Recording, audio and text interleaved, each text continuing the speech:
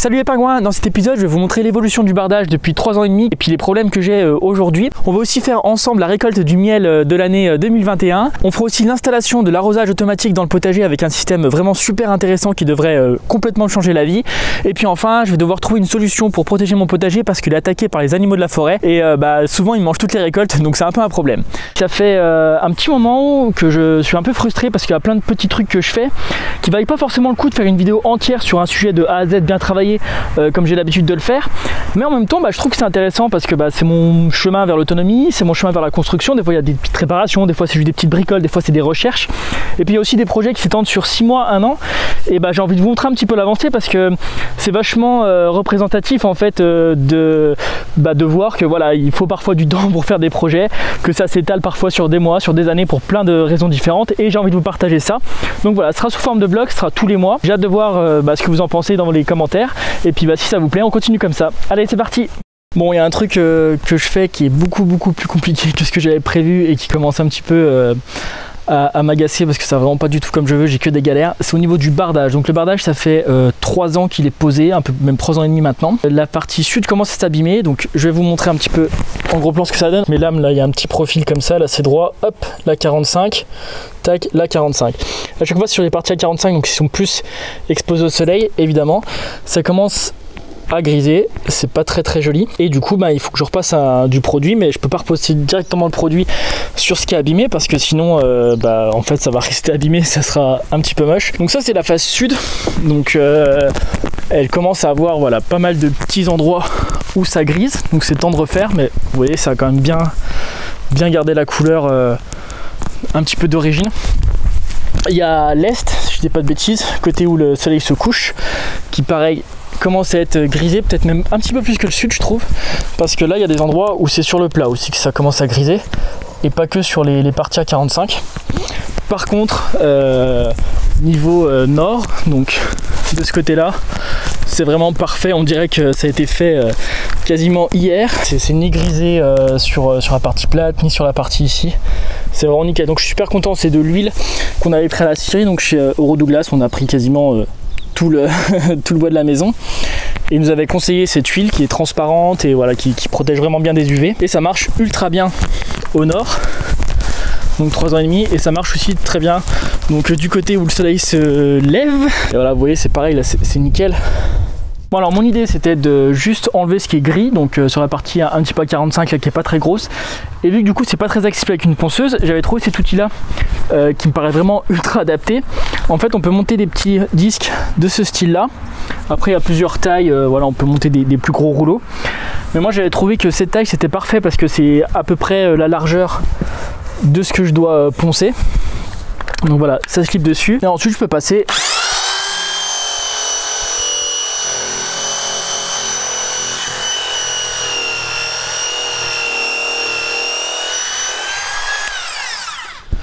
donc ça va vraiment nickel, ça m'enlève toute la partie qui a grisé, ça enlève un petit peu, ça fait des petits décals à certains endroits, donc ça va super bien.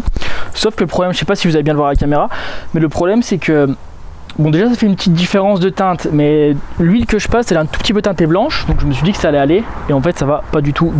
En fait ça fait ressortir, là on voit ici et ici où j'ai passé du produit, c'est horrible, voilà. C'est encore pire que le gris. Donc voilà, il faut que je trouve une solution. J'ai testé plusieurs choses en attendant plusieurs semaines en ponçant avec du grain différent, mais il n'y a rien du tout qui fonctionne comme je veux, donc je sais pas encore comment je vais faire. Et ça commence un petit peu à m'agacer de galérer comme ça. J'ai eu plein d'autres problèmes. J'avais monté l'échafaudage donc pour pouvoir tout faire, et il est tombé à cause du vent, donc il est abîmé, il faut que je répare avant de pouvoir continuer. Donc voilà, grosse galère. Donc ce que je pense faire, c'est m'occuper des 2 façades qui sont nickel. Je vais les protéger avant que ça empire et avant que ça se dégrade plus, surtout quand on arrive à l'automne, donc ça va être de plus en plus compliqué de passer le produit, et peut-être que je serai obligé de tout poncer pour refaire propre, et ça va me prendre beaucoup de temps, donc je ferai ça peut-être qu'au printemps.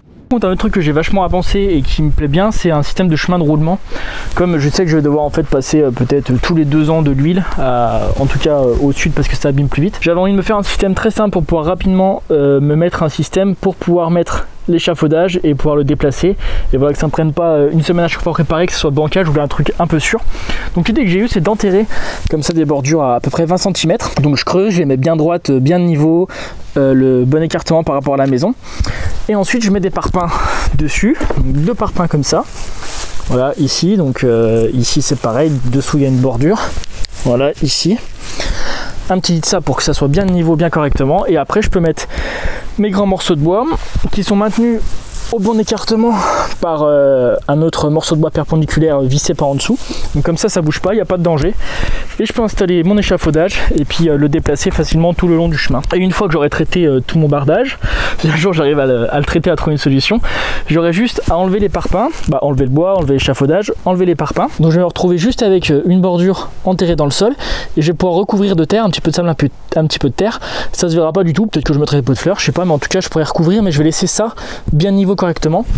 Et donc comme ça plus tard quand j'aurai besoin de remettre l'échafaudage pour le bardage ou pour réparer une fenêtre ou aller sur le toit, j'aurai juste à remettre des parpaings, mon morceau de bois et directement je pourrais monter, ce sera en sécurité, ce sera le bon espacement, ça sera droit, bien de niveau. Donc voilà, ça me prend plus de temps à faire mais je pense que ça me gagnera du temps sur le long terme. Bon, aujourd'hui là je suis obligé de prendre des mesures vraiment radicales, je suis obligé d'agir. Là j'ai mon potager, il y a ma maison derrière, il y a des petits choux, des petites fèves, des petits pois. Là aussi j'ai toute une grande zone que je vais bientôt planter. Là-bas j'ai des fraisiers et je vais installer plein de petits fruitiers, des framboisiers, des groseilles, des myrtilles. Et juste un petit peu plus bas là, il y a le problème, c'est la forêt. Bon, la forêt est super cool, j'adore aller me promener dedans, elle est super belle.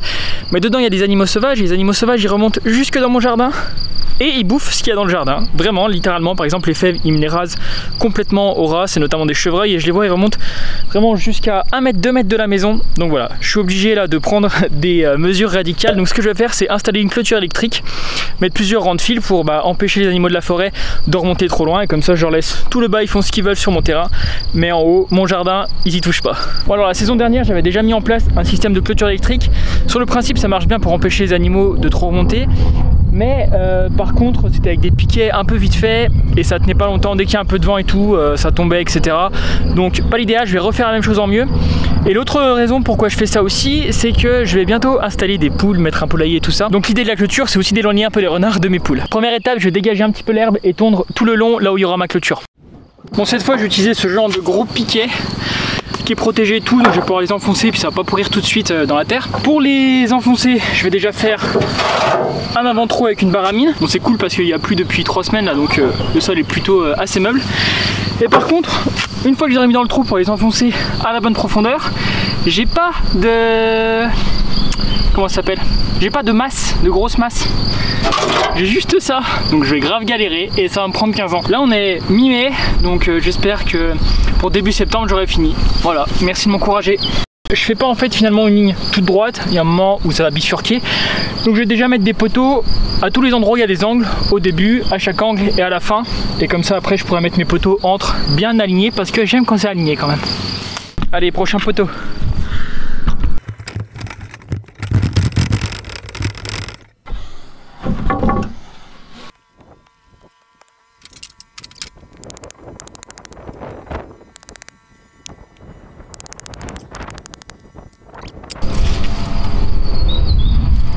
C'est bon, suivant.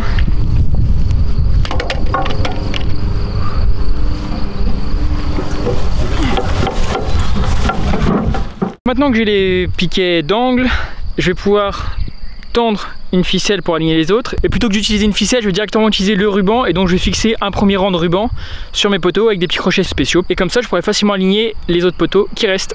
Au départ et à l'arrivée, je mets ce genre de crochet là qui permettent en fait de tendre le fil électrique. Et puis je fixe ça avec des petites vis inox, c'est assez important pour que ça tienne sur le long terme et que ça fasse pas des coulures dégueu à cause de la rouille. Alors pour les piquets d'angle, l'idéal ça serait de mettre des attaches spécifiques pour les angles qui permettent en fait aussi de tendre le fil, mais le souci c'est que ça coûte super cher. Donc je vais plutôt mettre des crochets normaux qui sont beaucoup moins chers et puis je pense que ce sera suffisant parce que déjà j'ai pas des très grandes longueurs et puis j'ai pas non plus des angles trop importants. Au niveau de ma porte, ce que j'ai fait c'est que d'un côté j'ai un tendeur, donc quand j'enlève le fil, ça se détend pas tout le long parce que c'est maintenu. Et de ce côté-là, j'ai un espèce de petit crochet. Et là, pour faire l'arrêt, donc je passe dans la boucle et j'ai mis un petit système qui vient pincer mon fil en faisant un tour. Mais il faut savoir que ça vaut genre 10 €, juste une petite plaquette et que j'en ai besoin de pas mal. Du coup, moi je les ai fabriqués tout simplement. J'ai acheté un grand plat en aluminium, j'ai percé des trous et j'ai mis des petites vis en inox. Et du coup, ça me revient, je sais pas, peut-être moins d'1 € la petite plaque, donc ça vaut le coup de les faire moi-même. La solution de facilité, ça serait de faire juste un nœud tout bête ici. Le problème de ça, c'est que ça abîme très vite toutes les petites liaisons en inox, le fil électrique, et du coup au bout d'un moment ça finit par tout cramer un peu, par se défaire, et ça tient plus trop, donc c'est pas l'idéal. Vraiment les plaquettes c'est le mieux, et en plus les plaquettes maison ça coûte pas cher du coup. Et voilà, ça me fait une poignée propre, pratique. Là le fil est tendu, là le fil est tendu, là-bas le fil est tendu. Du coup je vais pouvoir faire la même chose sur le deuxième et le troisième rang.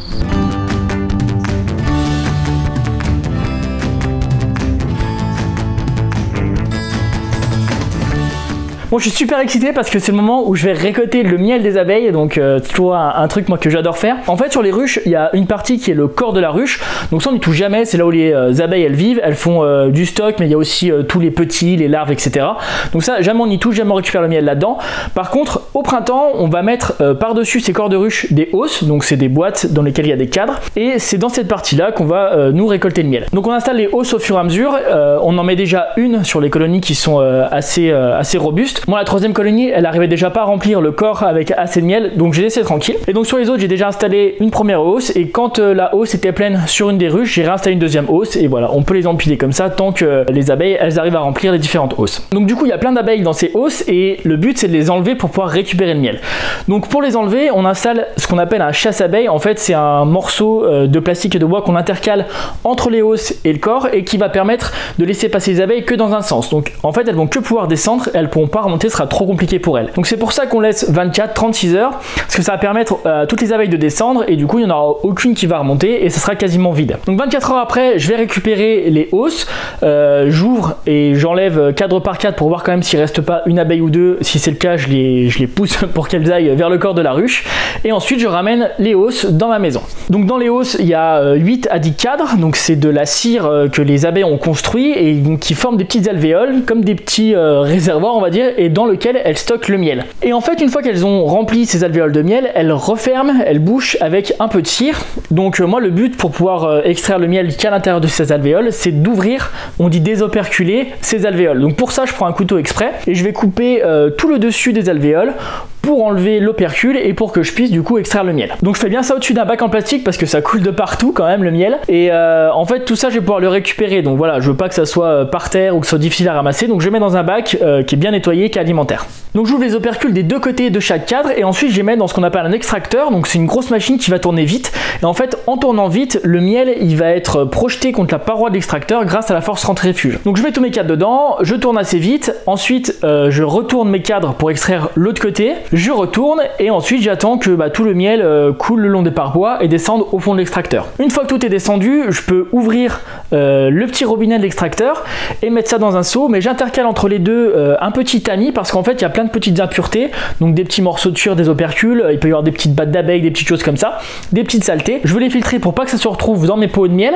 donc du coup voilà, je mets le petit tamis et ça m'enlève 90% des impuretés. Une fois que mon miel est dans le seau, je vais pas tout de suite le mettre en pot, en fait je vais attendre un petit peu, et tous les jours je vais enlever en surface ce qui s'est formé. Il va y avoir une petite écume et puis il va y avoir des petites impuretés qui sont remontées en fait. Et ensuite au bout de 7 à 10 jours, suivant quand je vois qu'il n'y a plus d'impuretés qui remontent, je vais pouvoir mettre en pot le miel. Donc moi là cette année j'ai réussi à récupérer à peu près 8 kg de miel, sachant que j'étais pas sûr du tout de pouvoir en récupérer parce que c'est une très mauvaise année et que plein d'apiculteurs ont eu quasiment aucune récolte à cause de la météo notamment. Donc voilà, je suis quand même content d'avoir récupéré 8 kg de miel, mais pour comparer, donc j'ai fait 8 kg avec 3 colonies, alors que l'année dernière avec une seule colonie j'ai fait 13 kg de miel. Donc on voit bien que c'est très dépendant de la météo et de plein de facteurs externes, mais voilà, moi de toute façon c'est pour ma consommation perso, c'est pour pouvoir faire des gâteaux et pouvoir en donner un petit peu autour de moi, donc c'est pas très grave si j'ai pas de récolte certaines années. Et donc ce que je fais, c'est qu'à chaque fois j'en garde dans des gros pots pour éventuellement redonner aux abeilles. Si je vois que dans l'hiver elles ont faim et qu'elles ont consommé toutes leurs ressources, et ben je leur redonne leur propre miel pour qu'elles puissent se nourrir et que je sois tranquille qu'elles passent l'hiver sans souci.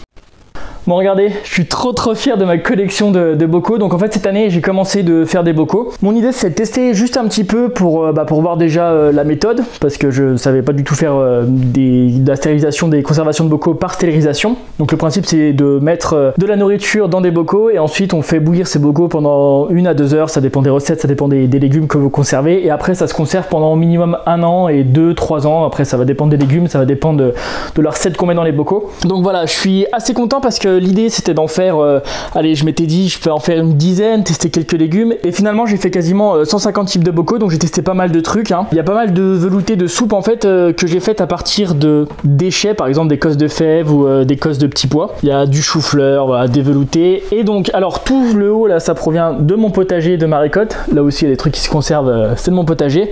Et puis il y a deux trucs qui viennent pas de mon terrain, c'est toute la partie compote de pommes là. Donc pareil, j'ai fait des tests avec différentes mélanges, différentes pommes. Ça vient de chez mes parents.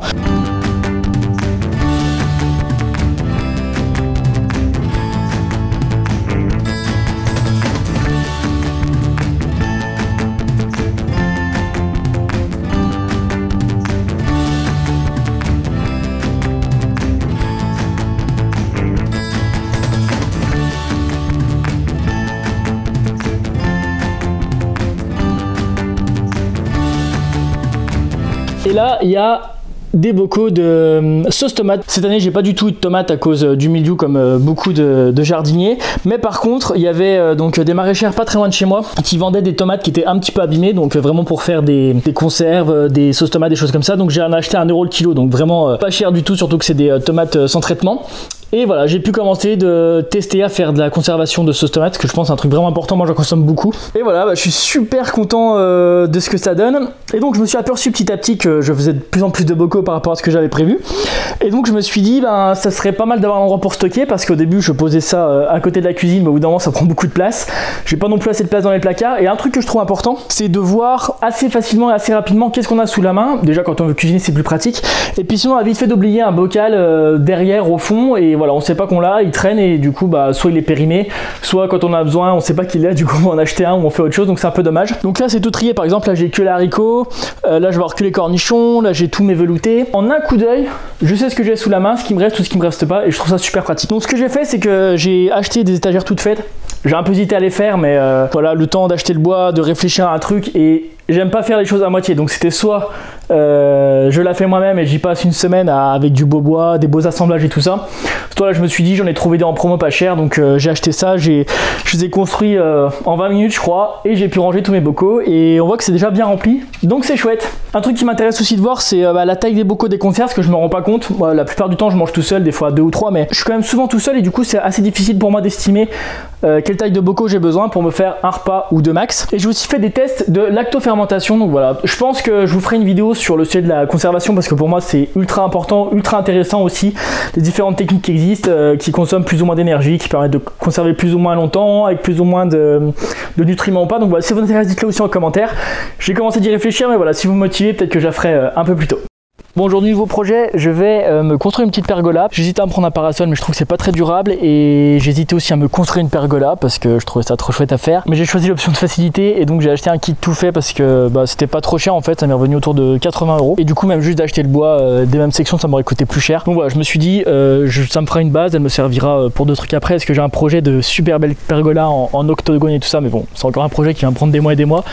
Donc j'essaye d'avancer un petit peu, j'ai pris des trucs tout faits. Bon, évidemment, le gros avantage de prendre un kit tout fait, c'est qu'il n'y a pas de question à se poser, tout est prédécoupé, donc il y a juste une perceuse à avoir, une visseuse. C'est un gain de temps énorme. Moi là je l'ai monté du coup en quelques heures, alors que si j'avais fait moi-même les plans, si j'avais été demandé de découper le bois, de le traiter en autoclave, etc., c'est un projet qui serait étalé sur plusieurs semaines, voire plusieurs mois, et en boulot il y aurait au moins une semaine au total de boulot entre faire les plans, les calculs, etc. Donc voilà, c'est chouette de faire soi-même les choses, mais ça prend beaucoup plus de temps, et parfois c'est cool quand même d'opter pour la solution un petit peu de facilité. Par-dessous, je mettrai dans un premier temps une espèce de canisse en bambou pour me protéger du soleil, et puis évidemment une fois qu'elle sera installée, je vais mettre des petites plantes au pied pour que ça grimpe dessus et que ça soit les plantes qui me fassent l'ombre à terme. Bon, alors la pergola elle est montée, elle est toute assemblée. J'ai changé les vis, c'était pas des vis en inox, donc je préfère mettre des vis en inox parce que l'inox ça craint pas l'oxydation, ça craint pas l'eau, donc ça me paraît quand même beaucoup plus durable. Et c'est du bois qui est traité au autoclave aussi, donc je trouve ça super bien. Moi c'est pareil, ça m'aurait coûté cher de faire traiter juste ce que j'avais besoin en bois. Donc il va me rester à la fixer dans le sol, elle est juste posée, donc pour ça je vais trouver des petits pieds en galvanisé qui s'enfoncent dans le sol. Ce que je trouve intéressant, c'est que en fait là je suis tout seul, donc c'est un peu galère de monter des structures comme ça. Et par exemple pour la déplacer aussi, il y a mon papa qui est venu m'aider, et du coup ce qu'on a fait, c'est qu'on a mis des lattes en travers pour pouvoir la prendre à deux au lieu de prendre à 4 chacun dans un coin du poteau. Là on peut être que deux en se mettant là comme ça au milieu et en se déplaçant. Donc voilà, il y a toujours moyen de trouver des petites astuces, mais évidemment ça prend plus longtemps. Bon, aujourd'hui je vais faire un truc que j'attends depuis super longtemps, c'est d'installer mon arrosage automatique, parce que en fait toutes les autres années c'est ça qui m'a beaucoup pénalisé dans le potager, c'est que ça me demandait 1 à 2 heures quasiment tous les soirs d'arroser le potager, et avec la construction de la maison et avec la vie à côté, c'est dur pour moi en tout cas de consacrer autant de temps à l'arrosage. Du coup je vais installer un système d'arrosage. J'ai mis un petit moment à choisir, à me décider ce qui était le mieux, et finalement j'ai choisi d'utiliser le Rain System de Karcher, parce qu'en fait c'est ultra modulable et je peux faire 3 arrosages différents avec le même système, donc du micro poreux, c'est un tuyau qui laisse des petites gouttes passer, du goutte à goutte donc classique, et aussi de l'aspersion donc pour arroser des zones, et voilà, tout ça se connecte un peu ensemble, donc c'est pas mal du tout, enfin en tout cas ça a l'air pas mal, donc j'ai hâte d'installer ça et de voir ce que ça donne. Voilà. Bon, là la première étape c'est d'amener l'eau vraiment au ras du potager. J'ai mon robinet qui a quasiment 50 mètres au bord du terrain, donc j'ai un grand tuyau qui vient en une seule fois pour pas qu'il y ait de raccord jusqu'ici, qui va être mon point un peu d'alimentation et de départ de mes eaux. Donc clairement c'est pas l'idéal de faire un parcours comme ça sur 50 mètres avec un tuyau juste classique d'arrosage, mais le truc c'est que plus tard je voudrais venir amener un tuyau enterré vraiment propre avec un robinet ici sur un truc un peu définitif, mais pour l'instant j'ai pas le temps, il commence à faire très chaud et j'ai besoin d'arroser le jardin, donc en provisoire je mets ce petit tuyau là, mais plus tard il y aura un système plus complet et un peu plus durable. Par contre ça change rien à toute la partie qui est après. J'ai quand même mis une petite vanne comme ça, si jamais j'ai besoin d'intervenir sur le reste du jardin, j'ai pas besoin de remonter à 50 mètres là-haut pour fermer et redescendre et ensuite retourner et rouvrir. Un élément assez important dans mon système d'arrosage automatique, c'est ce petit boîtier là qui va me permettre en fait de dire je veux qu'il y ait de l'eau qui coule par exemple 1 heure toutes les 6 heures sur cette voie là, et donc moi j'ai pris un système à 2 voies qui va me permettre de dire aussi sur cette voie là je veux par exemple un autre réglage que ça coule je sais pas moi 1 heure mais tous les 4 jours par exemple. Donc ça va me permettre d'avoir plusieurs types d'arrosage sur différentes zones du potager. Et un truc que j'aime bien aussi avec ce système là, c'est que je peux faire une marche forcée assez facilement. Donc si je vois que par exemple il y a une semaine où il a fait vraiment beaucoup plus chaud, que j'ai pas envie d'aller modifier tous les réglages parce que le reste du temps ça marche bien, je peux mettre par exemple pendant 1 heure en marche forcée pour réhumidifier un petit peu plus le terrain sans venir modifier tous les autres réglages. Donc c'est assez simple et ça se modifie bien si au cours de la saison il y a des moments où il faudra sûrement plus arroser et d'autres moments où diminuer un petit peu plus, donc je pense que ce sera pratique. Donc premier truc que j'ai fait, c'est rajouter un petit morceau de tuyau classique avec des raccords standards pour aller vraiment jusqu'au ras de mon potager et démarrer l'arrosage automatique, comme ça me laisse un peu de souplesse. Et donc juste après ça je mets cette petite pièce là, donc qui vient d'un côté en raccord automatique, donc ça c'est vraiment des trucs standards, et dedans il y a un filtre qui va permettre d'éviter qu'il y ait des petites impuretés qui viennent boucher tous les systèmes d'arrosage goutte à goutte et microporeux, et il y a aussi un système de réduction de pression, voilà, pour limiter un peu la pression qu'il y a dans tout le système.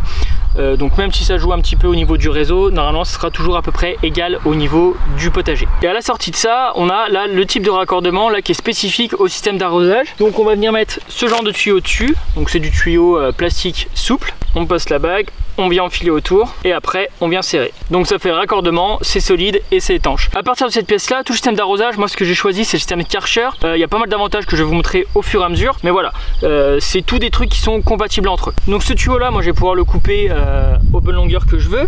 Je vais pouvoir aussi installer ce genre de petits trucs. Donc ça permet d'avoir un départ là qui va par exemple alimenter du goutte à goutte ou du microporeux ou de l'aspersion. Et ici là, ce qui est vraiment intéressant, c'est qu'on a un petit truc de réglage jaune qui va permettre de régler le débit sur la ligne qui part. Et moi j'aime beaucoup ça parce que ça me permet de régler différentes zones de potager avec plus ou moins d'arrosage suivant ce que j'ai besoin, suivant à quel stade en sont les plantations. Et donc par rapport à ma ligne de départ, je pourrais avoir 2, 3, 4, 5, 6 lignes qui vont partir arroser des zones différentes. Et donc ce qui est vraiment intéressant moi je trouve, c'est que à partir de cette pièce là, je peux soit connecter du goutte à goutte, soit connecter de l'aspersion, soit connecter du microporeux.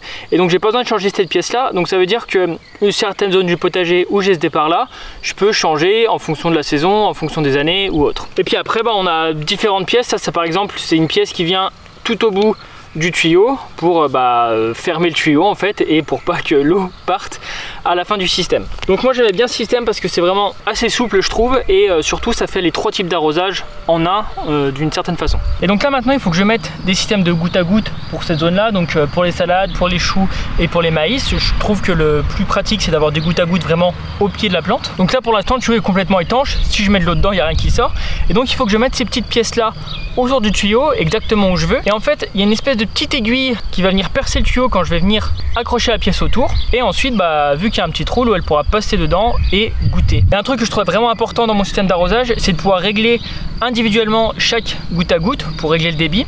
Parce que par exemple, quand mes maïs seront assez gros, j'aurai besoin que ce soit ouvert à fond pour vraiment les arroser pas mal. Et si je plante des nouvelles salades, j'aurai pas besoin qu'ils soient autant arrosés que les maïs. Donc comme ça, je pourrais régler au fur et à mesure de la saison, au fur et à mesure de l'évolution des plantes, vraiment individuellement le débit et l'arrosage de chaque plante. Donc là, vu que mes plants sont déjà en place et que j'installe que maintenant mon système d'arrosage, je fais les trous dans mon tuyau à l'endroit où il y a mes plantes. Mais je pense que l'année prochaine, c'est plus judicieux d'installer déjà le tuyau et ensuite, là où se trouvent déjà les systèmes de micro-gouttes, mettre la plante. Ça évite de refaire des trous partout, même s'il existe des bouchons pour refermer les trous.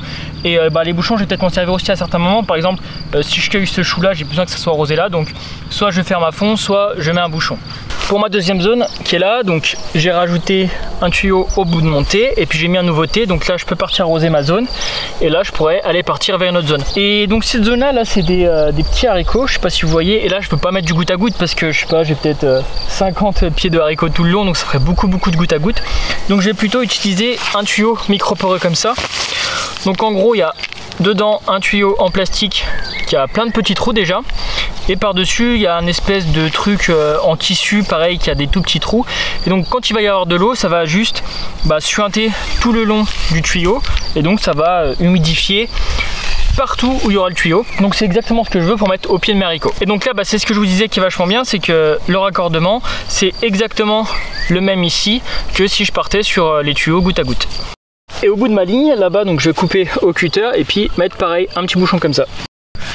Bon, je vais mettre en route, regardez ce que ça donne. Je pense que ça va gonfler puis ça va commencer d'arroser. Je sais pas si vous voyez bien la caméra, mais vraiment c'est trop joli à regarder en plus. Bon, je suis ultra content, ça marche super bien, aussi bien la partie goutte à goutte réglable que la partie micro-poreux.